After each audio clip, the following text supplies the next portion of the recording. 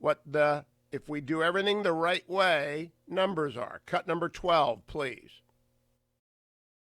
Dr. Fauci said yesterday we could see millions of cases in this country and as many as 1 to 200,000 deaths. Do you agree with that analysis? Is that a worst case scenario or something that we should prepare ourselves as potentially likely?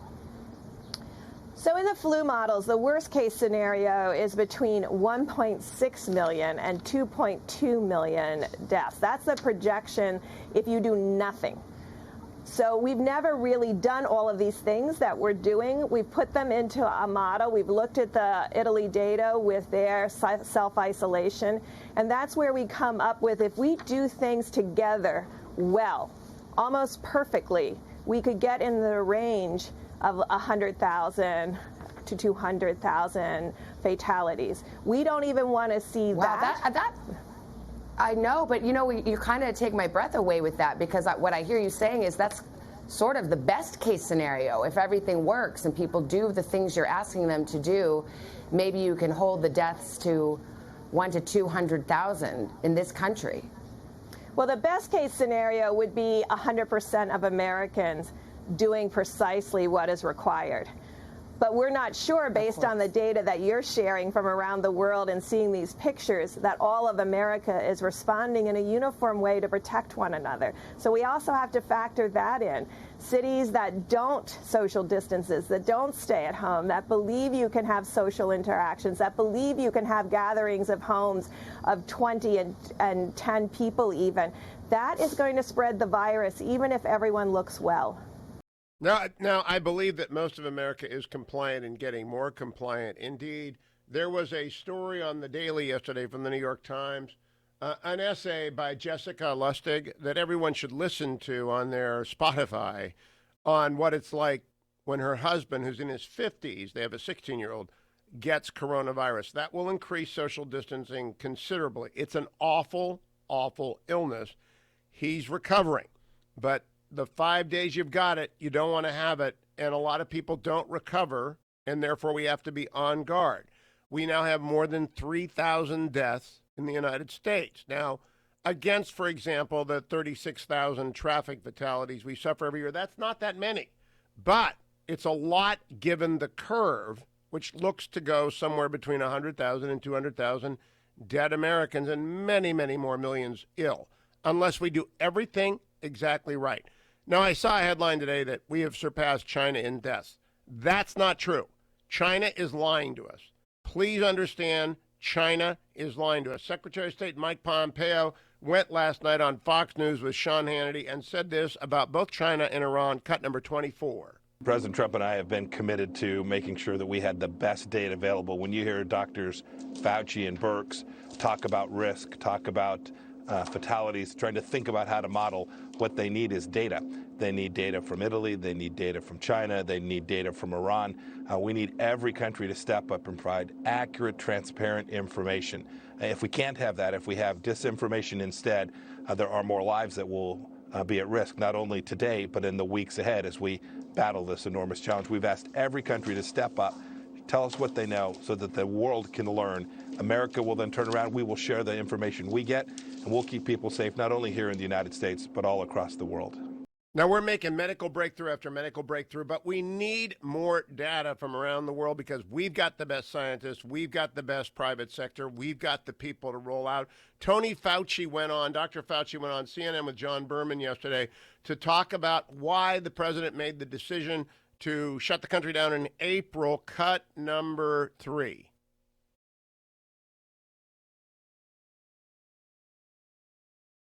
Apparently, cut number 3 doesn't want to play.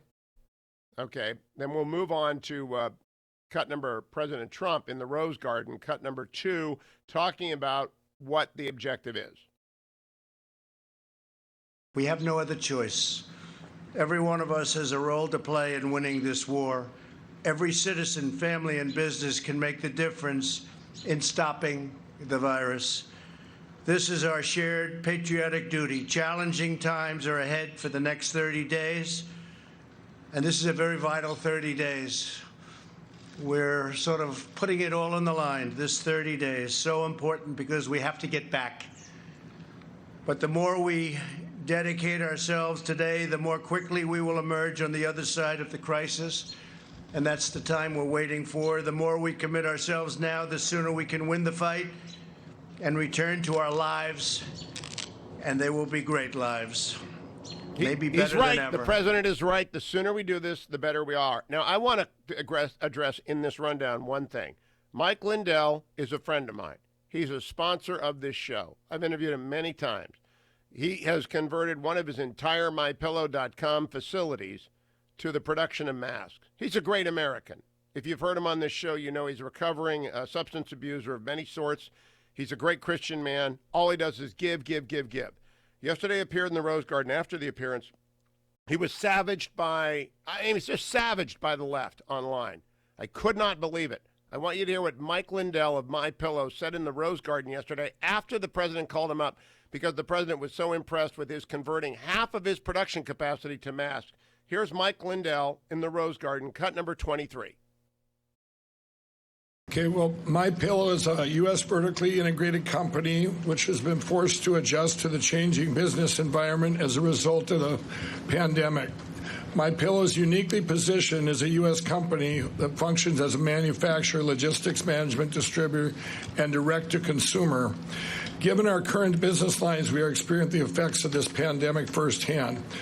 But MyPillow is done. We've established an internal task force which is monitoring future needs of companies across the country as a result of this pandemic. And given our position, we've begun to research and develop new protocols to address the current and future needs of U.S. businesses across multiple sectors. How companies are going to prepare themselves when they once again open up and changes to their current operations in order to adjust to future threats and pandemics. MyPillow has designated some of its call center to help U.S. companies navigate the many issues that resulted from this pandemic. We've dedicated 75% of my manufacturing to produce cotton face masks. In 3 days, I was up to 10,000 a day. By Friday, I want to be up to 50,000 a day. I'm proud to manufacture our products in the United States, and I'm even more proud to be able to serve our nation in this great time of need. Thank you, Mr. President, for your call to action which has empowered companies like MyPillow to help our nation win this invisible war. Now I wrote something off the cuff, if I can read this. Okay.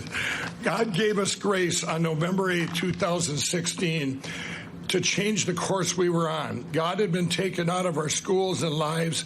A nation had turned its back on God.